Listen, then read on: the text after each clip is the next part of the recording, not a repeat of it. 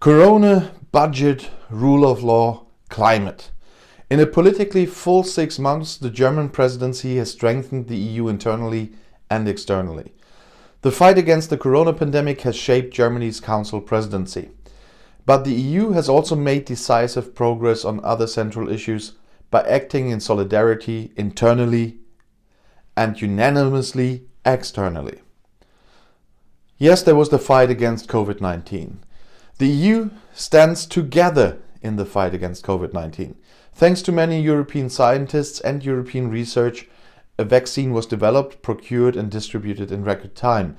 Now the vaccination against corona is imminent in the EU and already started in several countries. All EU citizens will have the opportunity to be vaccinated in the foreseeable future, a crucial step out of the pandemic. Germany is working to ensure that the EU also delivers the vaccine to countries in particular need. As the Council Presidency, Germany has also succeeded in strengthening EU coordination in the fight against pandemics through an EU-wide risk map, uniform regulations for entry from third countries, and joint work on test strategies and contact tracking. Since the outbreak of the coronavirus, Germany has received and treated a total of more than 260 intensive care patients from neighboring countries and has sent many relief supplies such as masks and breathing apparatus to partner countries in the EU. Next, there was the multi-annual financial framework and next generation EU recovery fund. After long negotiations and based on a Franco-German proposal, the EU passed a package of so-called multi-annual financial framework, the MFF, that means budget for several years, and also reconstruction funds, which should make the EU strong again after the corona pandemic. The next generation EU reconstruction fund has a volume of 750 billion euros and is a new instrument that is intended to provide citizens with rapid assistance. It is aimed primarily at countries that are particularly hard hit by the consequences of COVID-19. Added to this is the multi-year financial framework for the next 7 years of 1.07 trillion euros, and particularly in focus is more money for health, for climate protection, for digitization and for youth exchanges. And the new budget has another innovation. For the first time, it is linking the disbursement of EU funds to compliance with the rule of law. Germany has campaigned intensively for this right up to the end. This package makes the EU fit for a green and innovative future, and it strengthens European values. Talking about strengthening the rule of law is the basis for the EU's community of values, in which citizens enjoy the protection of their freedoms and rights. In its EU Council Presidency, Germany therefore launched a new rule of law dialogue in the Council between the EU partners. And the goal was to strengthen the common understanding of the rule of law in the EU through an honest exchange. In a horizontal debate, all states discussed the general rule of law in the EU. A second debate focused on the situation in the first 5 member states. One by one, it will be the turn of all member states. This rule of law check is intended to sharpen the collective perspective on the topic and identify problematic developments at an early stage. Portugal will continue the dialogue in the coming year under its EU presidency that just started. Another topic is European sovereignty. Germany is committed to a European Union that strengthens its ability to act and shape in areas such as security, technology, and digital trade or currency policy. The EU is pooling its strengths and it's also acting jointly towards the outside, because nation states alone can no longer help shape the global order in the competition between great powers. In the area of security policy, Germany launched a kind of strategic compass during its Council Presidency. EU member states exchange information on security and defense issues based on a threat analysis and give each other a common direction. Germany has also successfully concluded lengthy negotiations on the so-called permanent structured cooperation. In future, non-EU members will also be able to participate in relevant EU security and defense projects. This also strengthens NATO's European pillar and cooperates and the cooperation between the EU and NATO as a whole.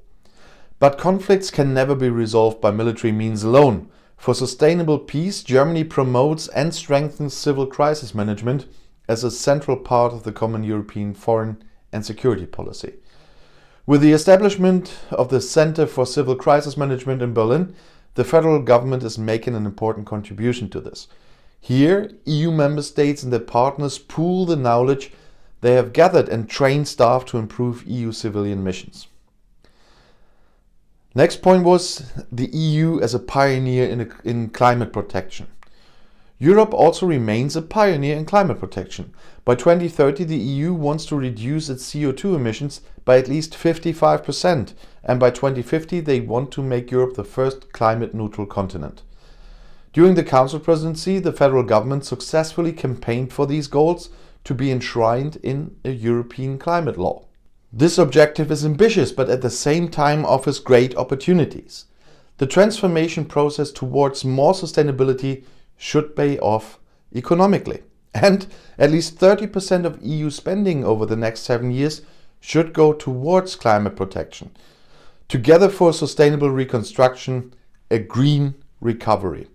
Commitment to human rights and conflict resolution was the next goal. The EU has adopted a new political instrument against the most serious human rights violations such as torture, slavery or systematic sexual violence.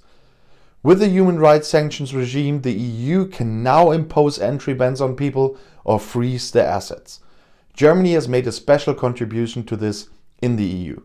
Mediation is just as important for resolving conflicts. Mediation between the conflicting partners and parties, for example, has initiated the peace talks in Libya. Germany also promoted this instrument at the European level during the Council Presidency. The EU foreign ministers have adopted a new mediation concept. This means that the Council of the EU can decide on its own missions for the first time, for a strong EU as a global peace actor. And there's the points of global partner and trio presidency.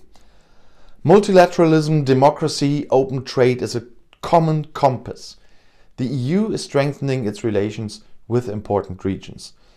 The EU and the ASEAN countries from Southeast Asia are now strategic partners. Germany is now even more involved in the Indo-Pacific region. The EU also held a large virtual conference with countries in Latin America and the Caribbean. And their common goals are climate protection, biodiversity, sustainable management, and value-based digitization. The US made a new offer to the USA for a new deal with the Biden government and with the aim of strengthening the rule-based order and revitalize the transatlantic partnership. And there's a point we shouldn't forget: Portugal and Slovenia, partners in the trio. Presidency continuity is particularly important if you want to drill thick boards in the EU, as we say in German. Regardless of which country is currently holding the EU Council Presidency, solutions for major issues such as the rule of law, migration or climate protection must be constantly promoted politically. Not all reforms are completed in 6 months. For this reason, Germany is working particularly closely with Portugal and Slovenia, who, with Portugal now from 1st of January and Slovenia after the first half of the year, will hold the EU Council Presidency after Germany for over 18 months. Many initiatives such as the rule of law dialogue will now be continued by Portugal since they started on January 1st.